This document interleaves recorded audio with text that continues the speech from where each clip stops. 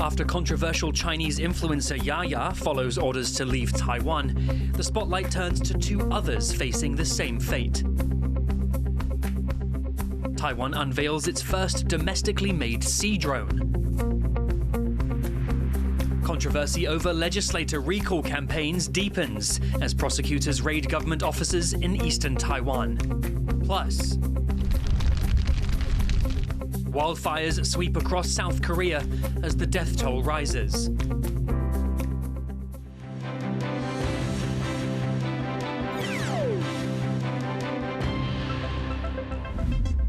A warm welcome to TaiwanPlus News. I'm Reece.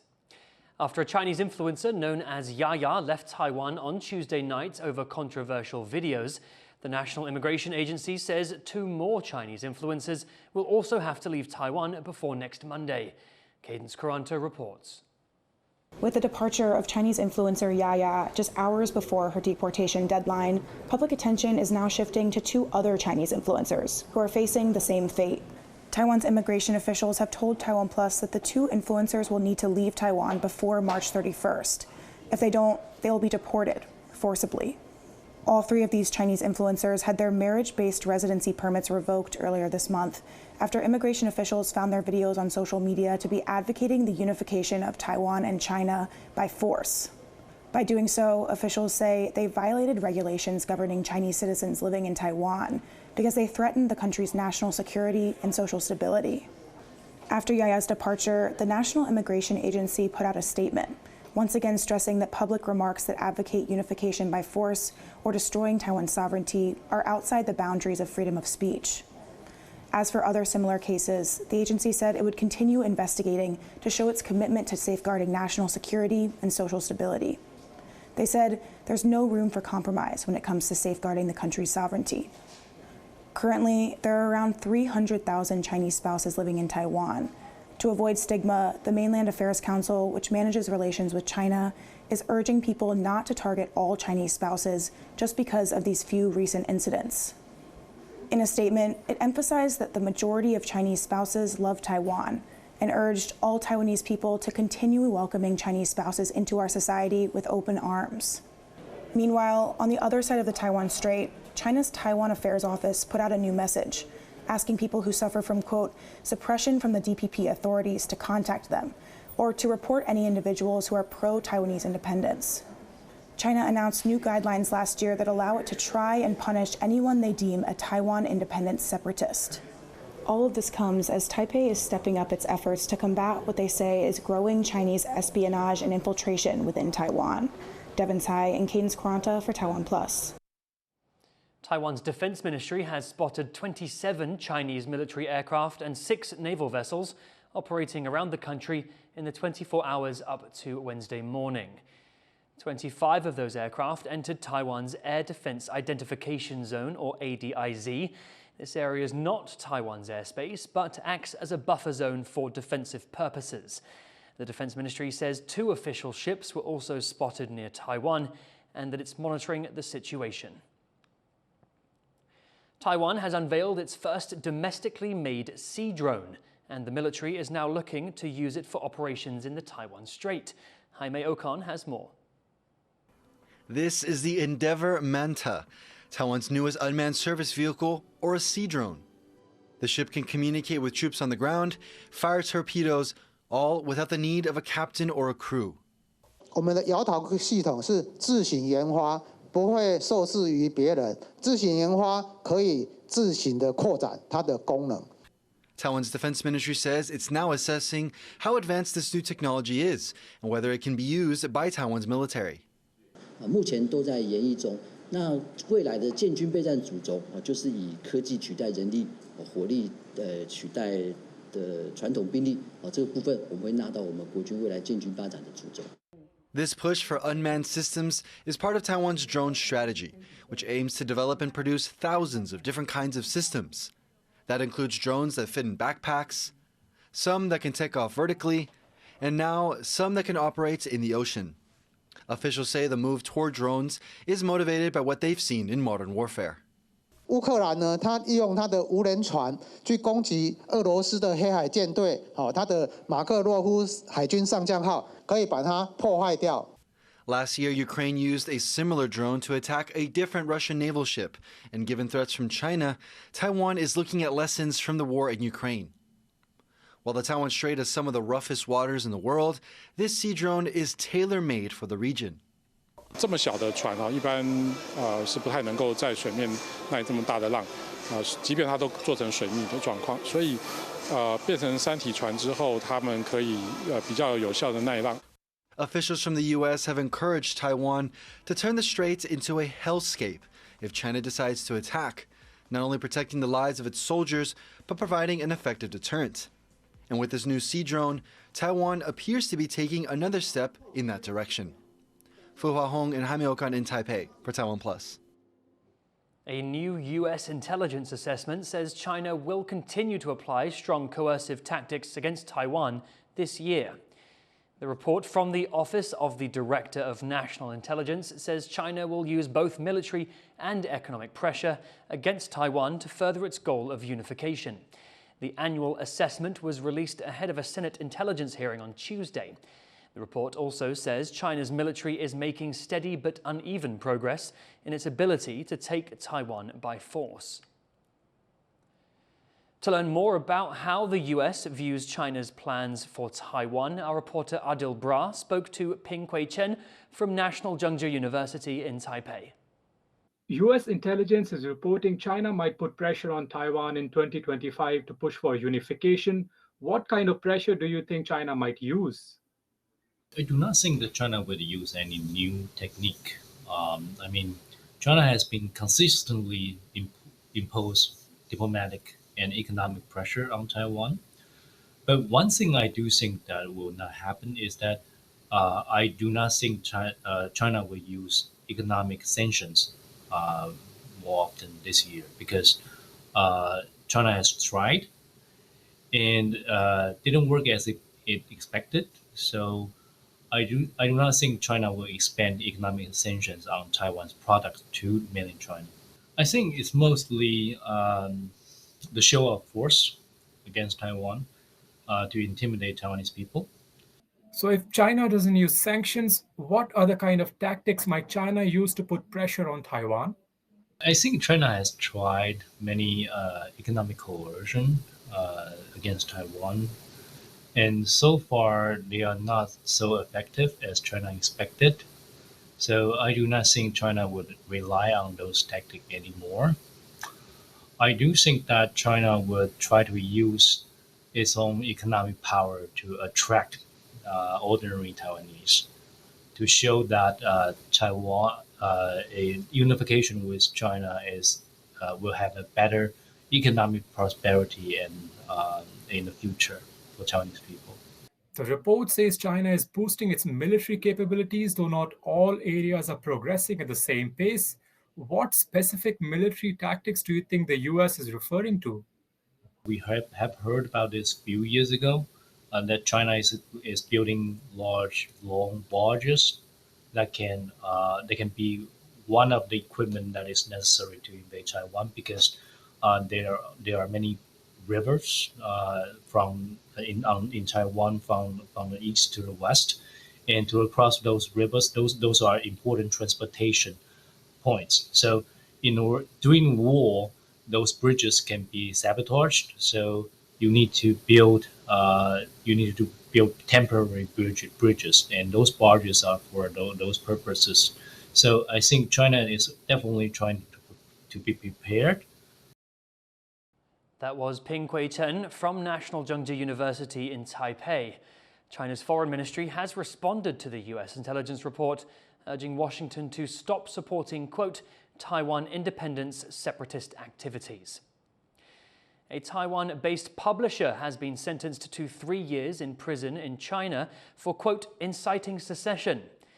China's Taiwan Affairs Office says Li Yanhe, known by his pen name Fu Cha, was convicted in February for selling books critical of the Chinese Communist Party. The Chinese national has been detained for 2 years since traveling to China to cancel his household registration and apply for citizenship in Taiwan. Taiwan's Mainland Affairs Council says Fu Cha's case is being used as a warning to others. Taiwan's recall petition saga continues as prosecutors raid the offices and question several officials from the Hualien County government on Taiwan's east coast. They're looking into accusations that the officials violated privacy protections of local residents who signed a recall petition against their legislator, Fu Kun-chi. Chris Gorin brings us this report. It's been a long night for Ming Lianzhen.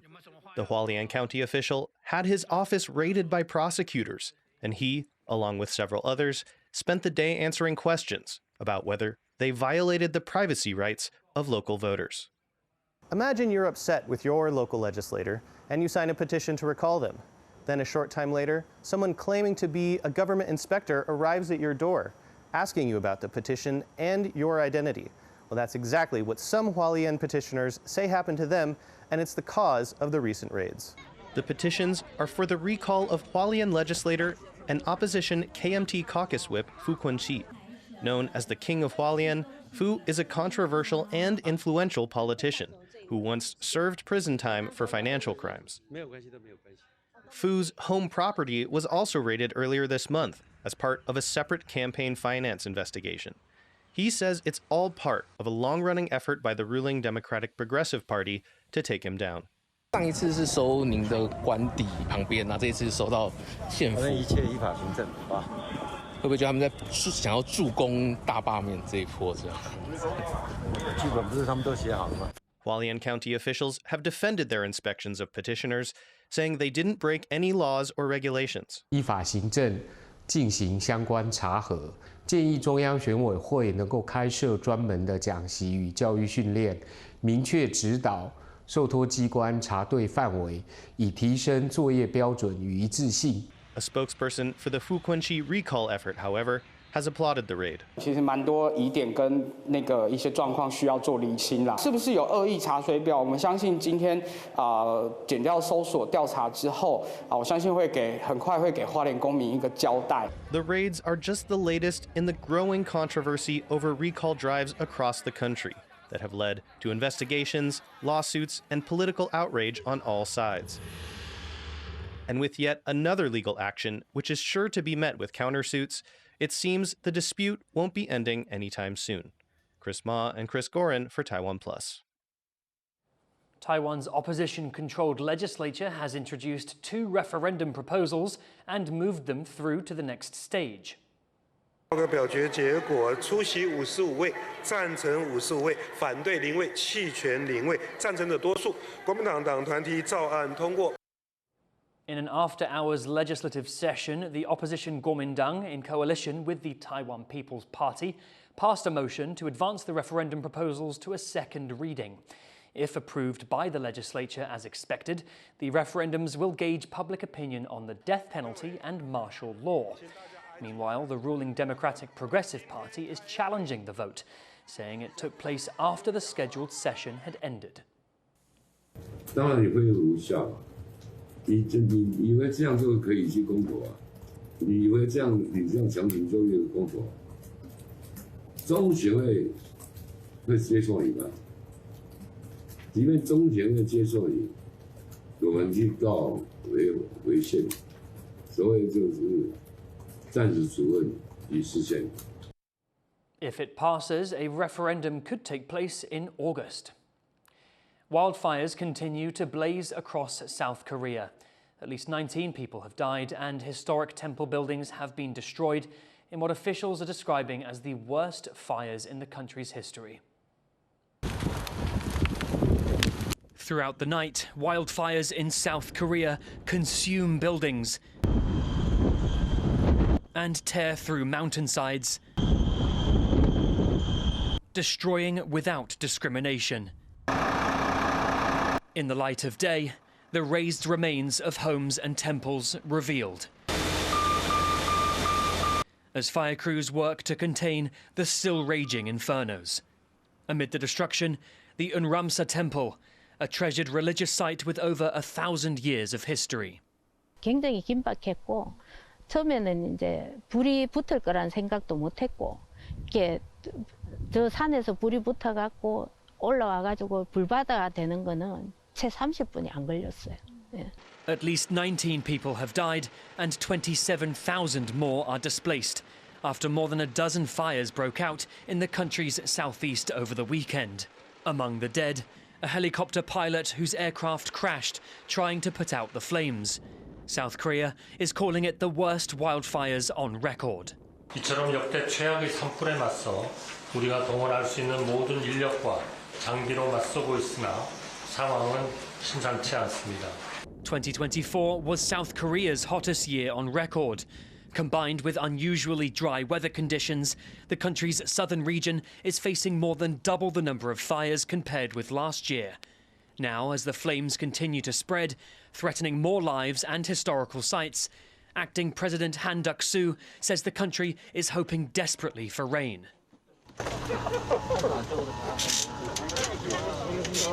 As even after all available rescue workers have been deployed, the fires rage on. Scott Huang and Reece Ayers for TaiwanPlus. Coming up after the break.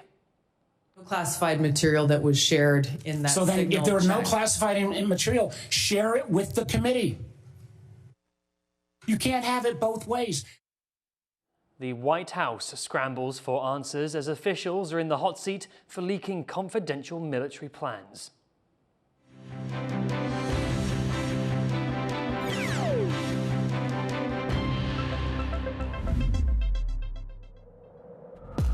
At Connected, we believe in the power of dialogue.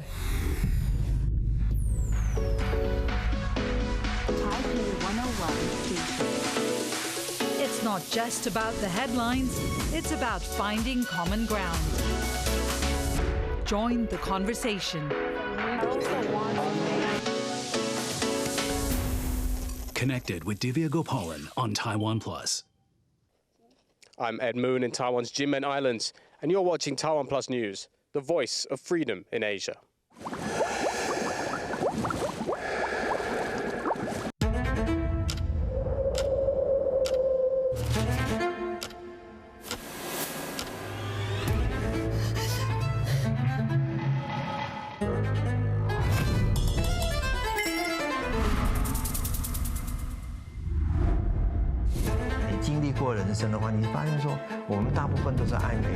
我自己少遇见一朵花，我可能就不是这个样子。开始思考什么叫做一个本土性，大声的唱出来说我是台湾人。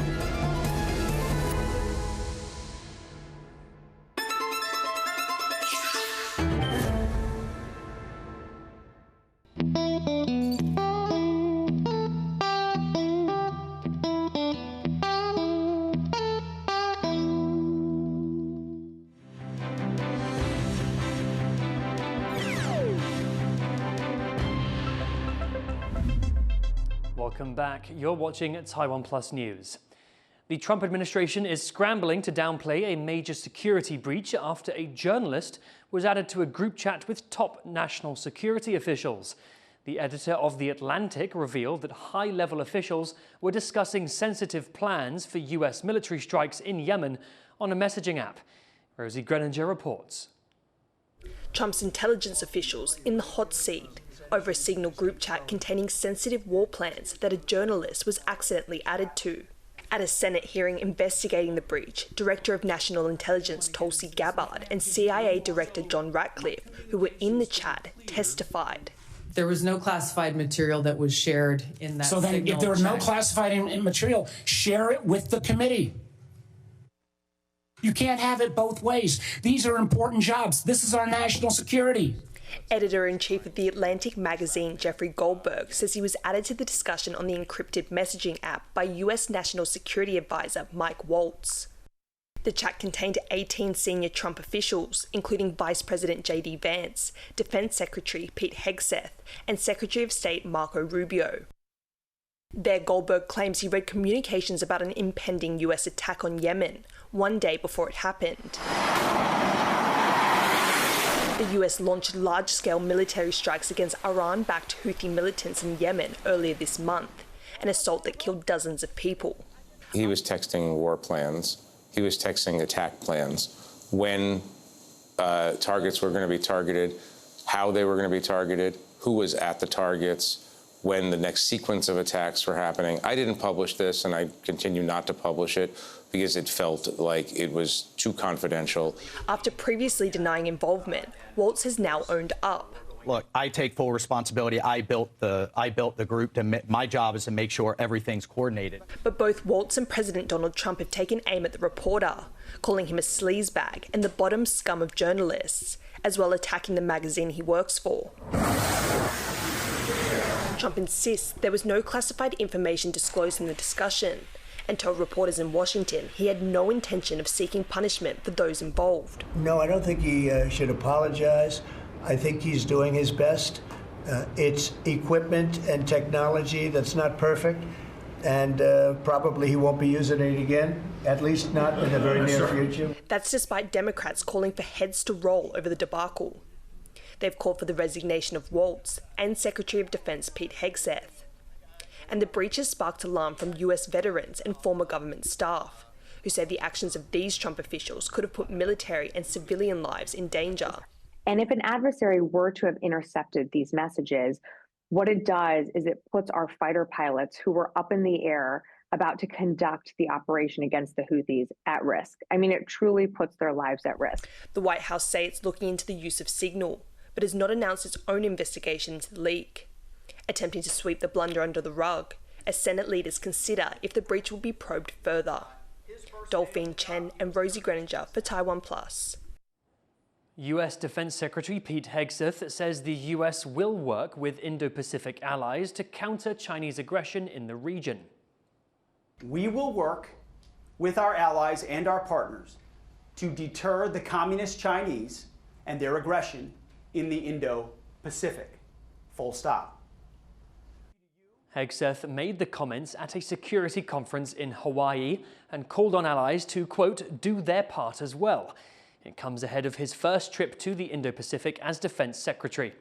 He's set to meet top Philippine leaders to discuss tensions in the South China Sea before heading to Japan. A possible breakthrough in the war in Ukraine.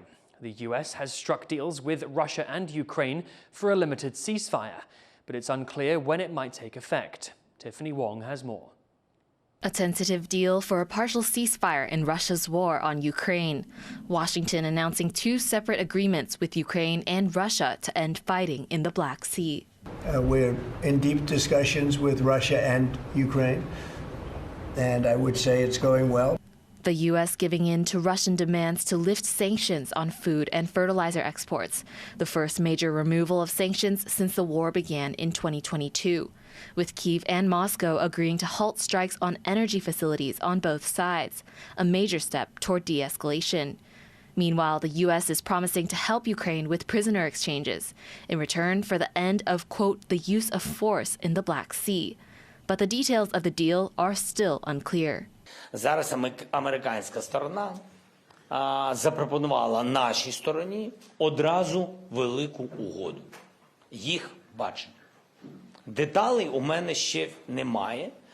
But with earlier ceasefire talks falling apart and no telling when fighting in the Black Sea will stop, Ukrainian residents in the port city of Odessa are not optimistic that peace can last. Вони ніколи не виконують свої слова. І ці всі домовленості не будуть на користь України. Putin, and not only Putin, everyone in his government, they are terrorists. That's impossible, completely impossible to believe that this time they indeed will do that they promised. As the U.S. plays peacemaker, they'll need Ukraine and Russia to uphold their end of the deal to avoid going back to the drawing board. Howard Zhang and Tiffany Wong for TaiwanPlus. The U.S. has added dozens of Chinese companies to its export control list.